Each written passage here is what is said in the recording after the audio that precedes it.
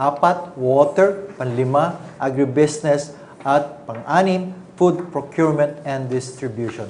At mapalad po tayo ngayong araw na ito at kasama po natin mismo ang namumuno ng Task Group on Food Security, walang iba kundi si Secretary William Dar. Sec? Magandang hapon po, Sec Noel, at sa lahat po na sumusubaybay dito po sa presser ng ITF Task Group on Food Security. Magandang hapon po sa ating lahat. So, good afternoon po, Mr. Secretary. Ito pong may hiwalay sa amin ay isang polycarbonate film po. Makapal po ito, kaya wala po kaming mask. So, protected po kami. We are still observing yung distancing. Mayroong divider po para protektado lahat. Okay. So again, Mr. Secretary, congratulations po. At kayo po ay nahirang ng bilang Lifetime Contributor Awardee for the Public Sector ng Asia CEO Awards 2020. Napakaganda pong honor. Yeah, let me thank yung institution giving this Lifetime Contributor Award, yung Asia CEO Awards. This I dedicate to the farmers and the fishers at kasama na rin yan yung mga agripreneurs para sila po yung inspirasyon.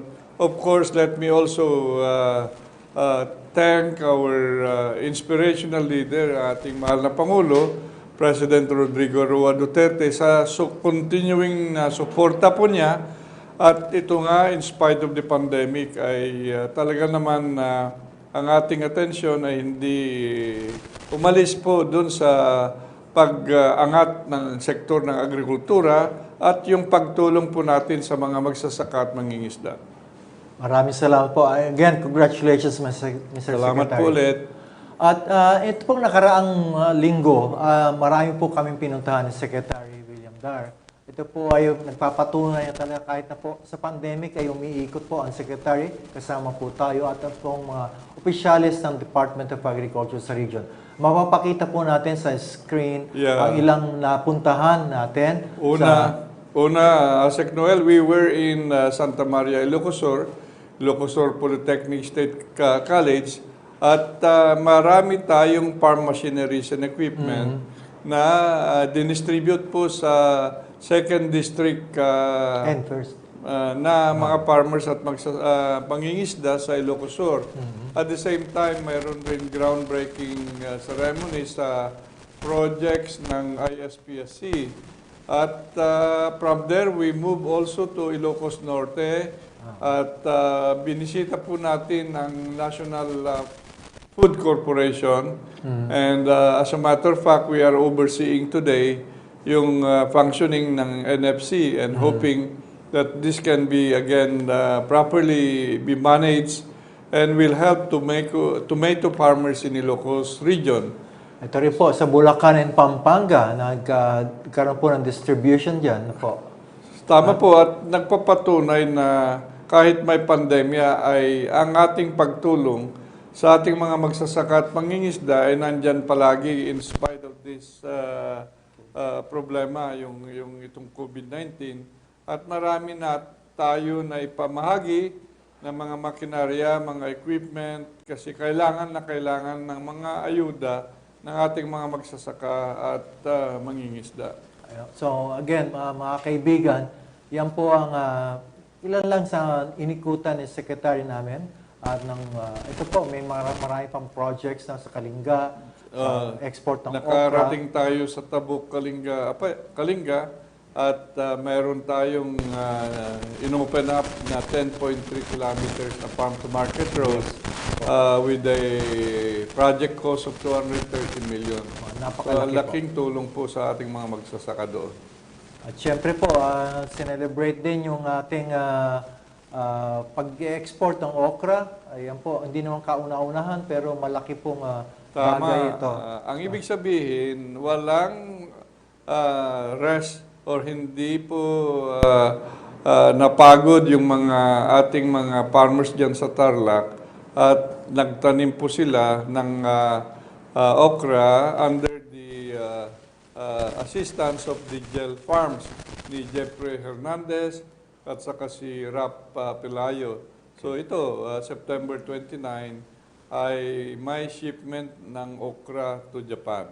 Napakaganda po yan mga kaibigan dahil yan po ang malaking kita ng ating mga magsasaka at maliban po sa okra, no, marami pang dapat itanim, no? Aside from, siyempre po, ang bigas, ang pinaka-main natin.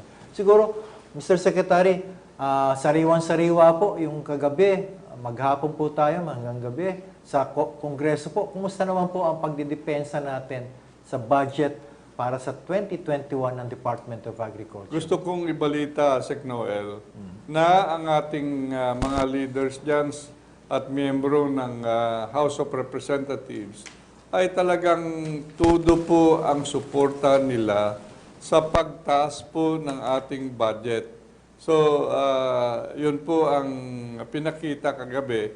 While they have concerns in general, of course, we always welcome kung ano po yung improvements doon sa mga programa natin, mga proyekto natin, paano natin ini-implement.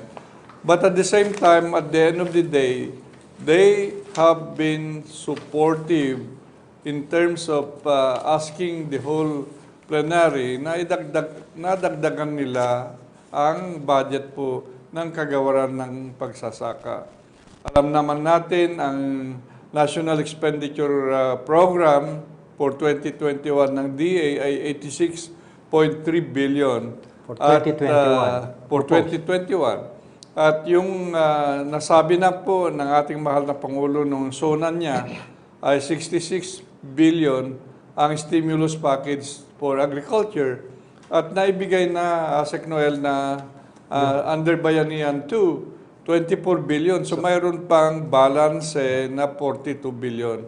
At sana nga, we are hoping, ito yung ating dalangin, at sana may dagdag yung 42 Sa 86. sa 86 para maging 128.3 billion pesos. Maganda po yan. Sana, no? Ha? So, kumbaga sa basketball, first half tapos na. Second half naman sa Senate. Opo, ang Senado po, umpisa sa October 12, ang budget hearing, iba't ibang components po sa iba't ibang programa at proyekto.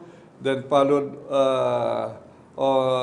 the other hearing in the Senate will be October 16 until October 19. So tatlong sunod-sunod na budget hearing sa Senado po. Sana pa naman po ang ating mga senador, mga kaibigan, ay ganun din, appreciative sa mga efforts ng Department of Agriculture. This early, Sec Noel, gusto kong ibalita na in general din, ganun din ang sentimiento ng mga mahal na natin senador, ay tudong-tudo po ang suporta rin nila. We have had informal discussions with a good number of the good senators at gustong-gusto nila sumuporta sa mga plano natin, mga programa, proyekto sa agrikultura at sa kanayunan. Yan po, napakaganda po. Sana dalangin po natin na maging ganun din ka ma-appreciate ng ating mga senador. At marami po tayong mga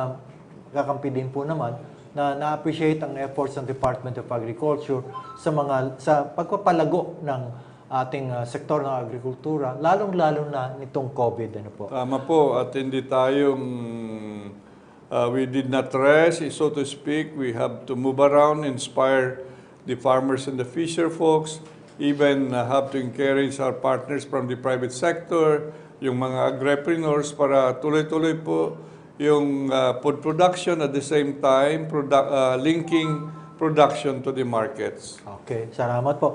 At hindi na po tayo magpapaligoy-ligoy pa para direkta na po dahil 2 buwan mahigit po nawala sa ating secretary dito sa virtual presser dahil po busy.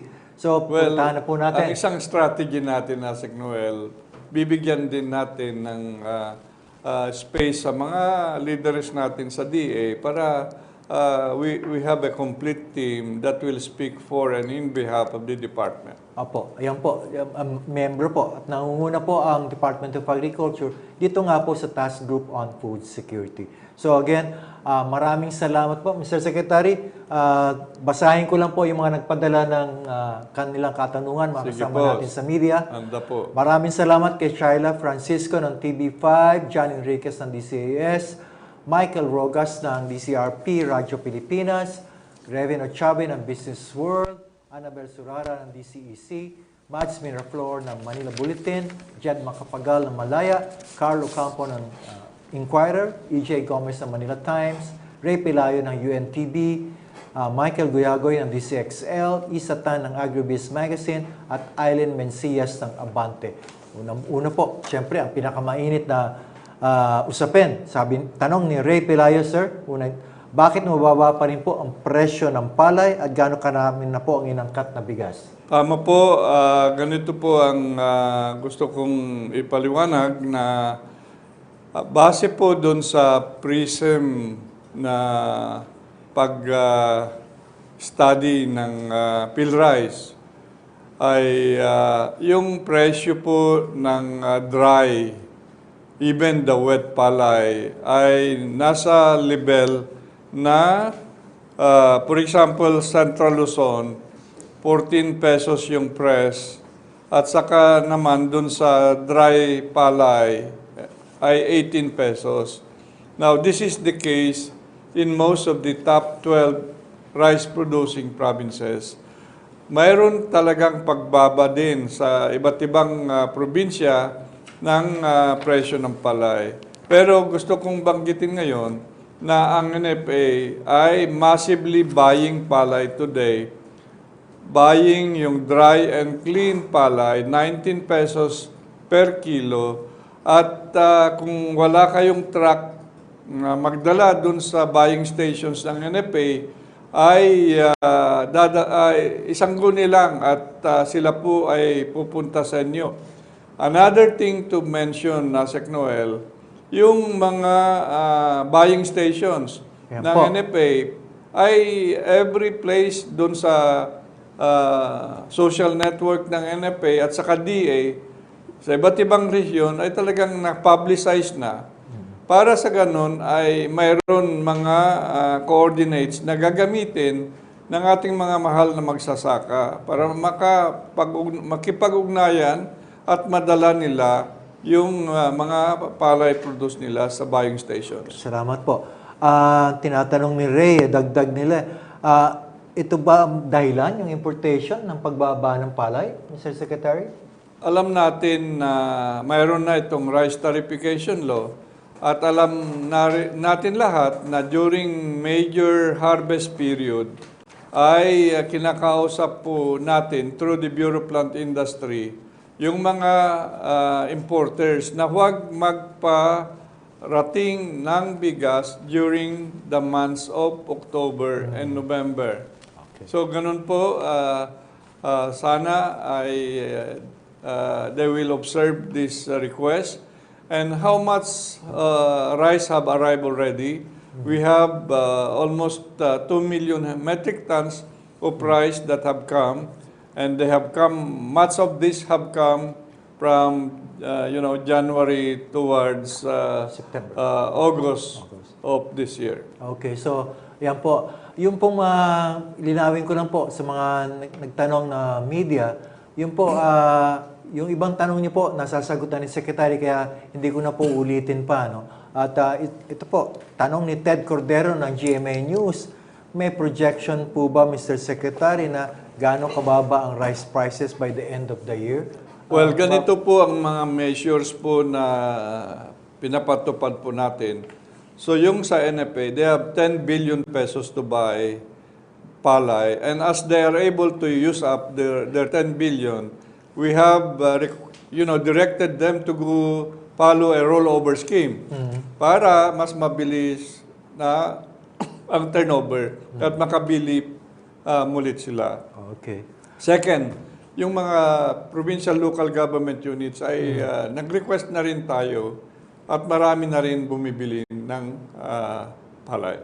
At yung pong ano po, Farmers Federation na mismong namimili rin po, kagaya sa Isabela, hindi po ba, Mr. Secretary? At yung pong nabanggit yung kanina sa presser ni Secretary Roque, maaaring yung mga multinational companies ay bumili rin para Tama po. At para sa kanilang mga empleyado. iniikayat po natin yung mga multinational companies na kung pwede ay mamili na rin diretso sa mga farmers cooperatives and association or sa mga multi-purpose cooperatives para dun sa mga requirements ng mga tauhan po nila. Maganda po yan, Mr. Secretary. Siguro sa DA, umpisahan din natin, ano? Para Ganun, yung bahagi daw ng sweldo, bigas na. Opo. Ganda Now, yun. let me also mention, Asek Noel, na ang NFA ay, while they now have 10 billion na ginagamit para dun sa pamimili nila, ay yung 7 billion na binibigay ng national government yearly, and because they are also mandated, and that this is their main mandate na mag-buffer stocking po sila ng 2 weeks or 15 days. So dapat, alam natin naman ang per day na buffer stocking, you have to invest 1 billion. So kung 15 days yan, ang kinakailangan po ng NFA ay 15 billion. Okay. Kung 30 days yan na buffer stocking, ang kinakailangan ng NFA ay 30 billion. Ang ibig niyo ba sabihin, Mr. Secretary, kailangan dagdagan ang budget ng NFA?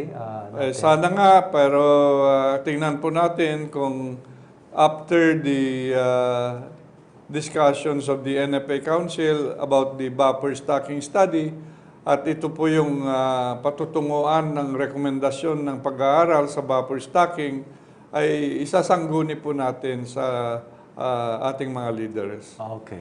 Salamat po. Itong tanong naman ni Aileen Mencias, ganun pa rin po, palay pa rin po, rice imports. Ganun na po karami ang na-import natin. Nasabi ko na kanina, Okay.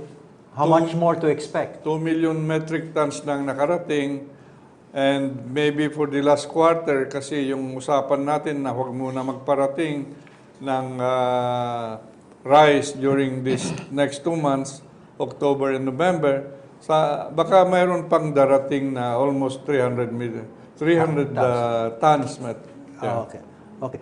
Ito po, 300,000 metric tons. Okay, Additionally. 300,000 metric tons pa po. At maganda po ito, no? Kaakibat nito, meron po mga ladies and gentlemen, meron pong forecast ang Philippine Statistics Authority na ito pong third quarter, aangat daw po ng malaki ang harvest ng palay ng 16%. No? At ito na po, kaakibat nito, ang tanong dito, how much are we expecting to harvest this second semester, sir? Do we have a estimate? Second semester, that would include up to the end of the year. Yes. And with the projected increase in rice production, talaga substantial yan. That's almost is the case for rice production. Okay. Ito po, kay EJ Gomez sa Manila Times, nasagot na yung unang katanungan niya tungkol sa NFA. At sunod naman ang tanong ni EJ, how long will the DA give the RTL a chance? Ito yun po, napakaaga pa, Mr. Secretary? Opo, nasabi na natin yan na kung mamarapatin po, sana pagbigyan ang RTL, marami pong magagawa doon, mga studies, for example, yung buffer stocking na lang. You know, kung ang buffer stocking ay nagre-recommenda na gawin po natin na 30 days, ay ito na is, you know, having to have a 30-day buffer stocking would require a higher investment from the government. And this is already part of the adjustment that will take place without necessarily amending the law. Okay. Ito, tanong po ni Revin Ochabe ng Business Words. Sabi niya, bakit daw po napakaliit ang sampling size ng PRISM? Maliit lang, 200 plus lang po. Pinapabalidate natin yan para titingnan natin ang consistency with that level of sampling to a higher level of sampling. Okay.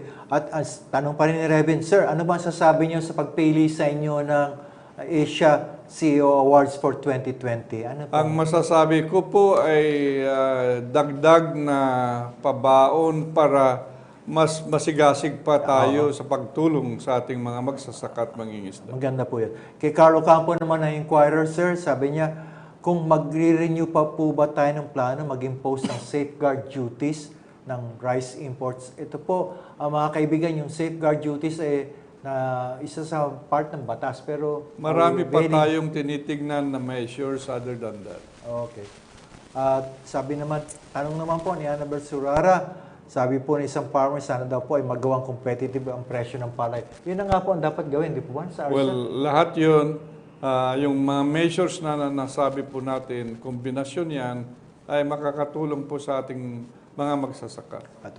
Tanong niyo po, kailan daw po mo sisimulan? Tanong pa rin ni Annabel Surara, yung mga food processing facility na nabanggit natin. Mag-uumpisa po ang construction na. Nag-uumpisa na at sana tuloy-tuloy at makikita na natin in the next 6 months for their initial operations. Okay. Tumungo naman tayo doon. Iwanan po natin yung kanin. Punta naman tayo sa ulam. Ito na po. Tanong ni Shaira, may decision po ba? Mag-i-import daw po? Kulang daw po tayo ng isda? Well, mayroon na akong natanggap na rekomendasyon. Mayroon lang ako nire-request pa sa BIPAR na dagdagan yung guidelines doon, particularly in the auction system. Kasi gusto natin i-implement na yung auction system sa importation ng small pelagic fishes. Marami daw po nag-o-oppose. Instead daw po mag-import tayo, i-promote na lang po, palakasin na lang daw ang subsidy sa mga mangingisda, Mr. Secretary. Well, balancing act yan, dapat yung pangangailangan na ng, of course, local fishing industry, kung ano pa yung kakulangan doon, yun naman lang ang pinupunuan. Okay. Tanong naman po ni Mads Miraflor. Ito po, recently, mga kaibigan, ang Senado po, pinasa na nila ang third and final reading, yung Coco Levy Act.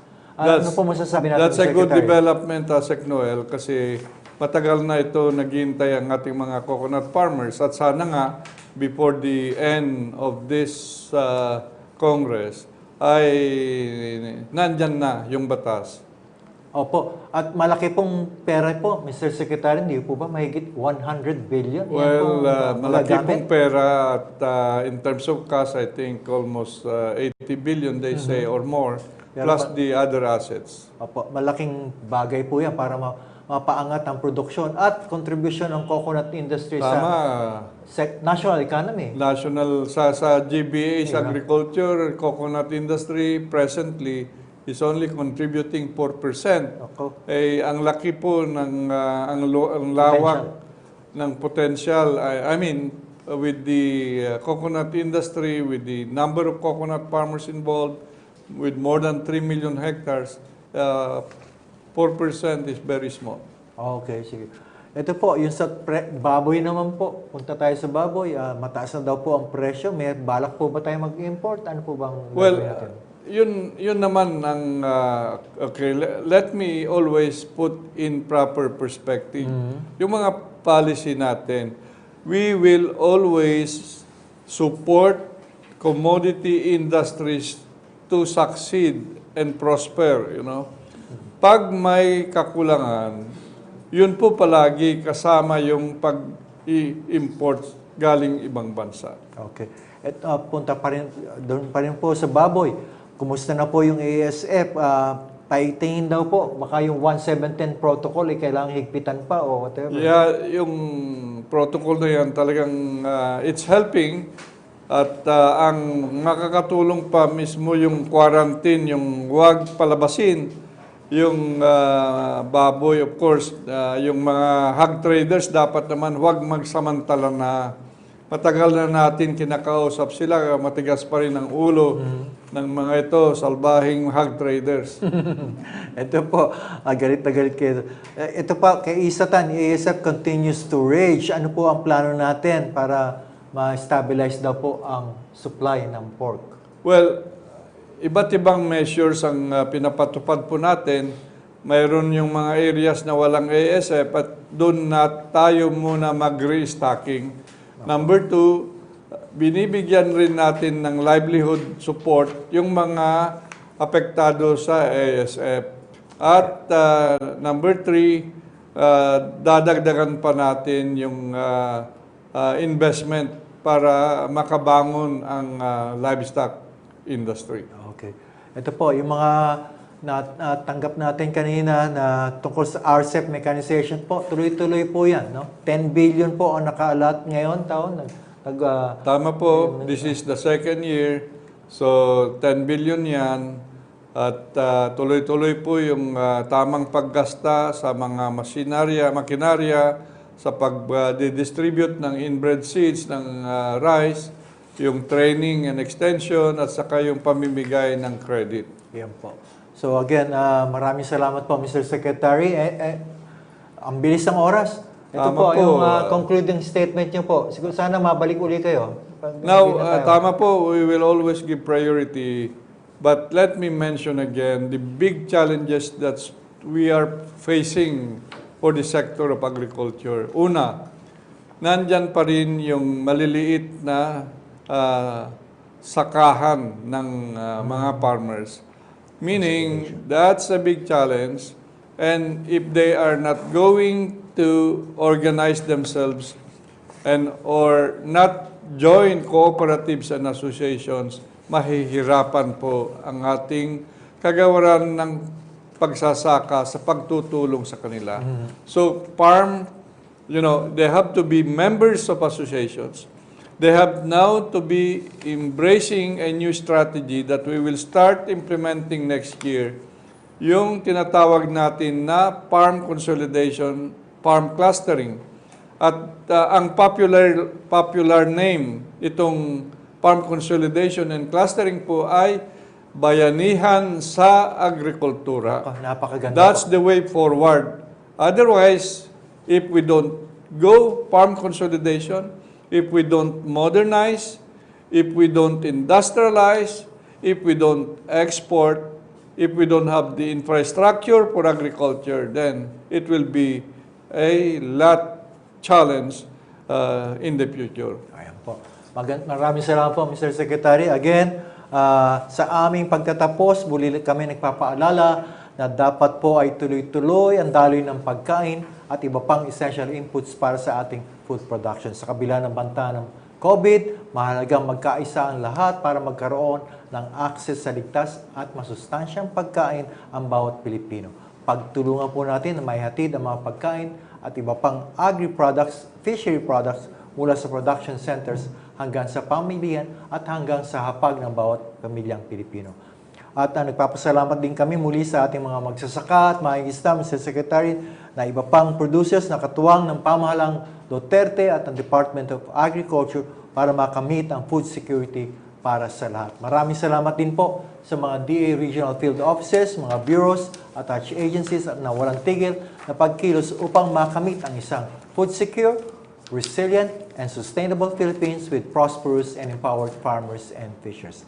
Sa Radyo TV Malacanang, PTV4, Radyo Pilipinas at Presidential Communications Operations Office, sa pamumuno ni Secretary Martin Andanar, Boss, maraming salamat po sa pagkakataong binigay niyo sa amin sa DA at sa Task Group on Food Security. Please visit our website, da.gov.ph, at like our official Facebook page, Department of Agriculture, Philippines. Muli, hanggang sa susunod na virtual presser, ako po si Noel Reyes at kasama kanina, Secretary William Dar. Muli, magandang hapon po sa ating... Asek Noel, huwag mong kaligtaan na i-anunsyo yung RTL webinar. Oo nga pala. Tama po. Sa Webes po yan. October 8. Okay. 11 to 12? 11 to 1. 11 to 1. Yan po.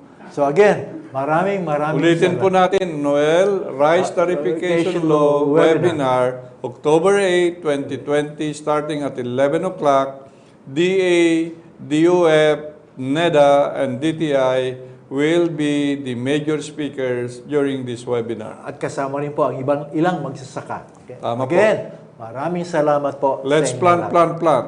Okay. Salamat po.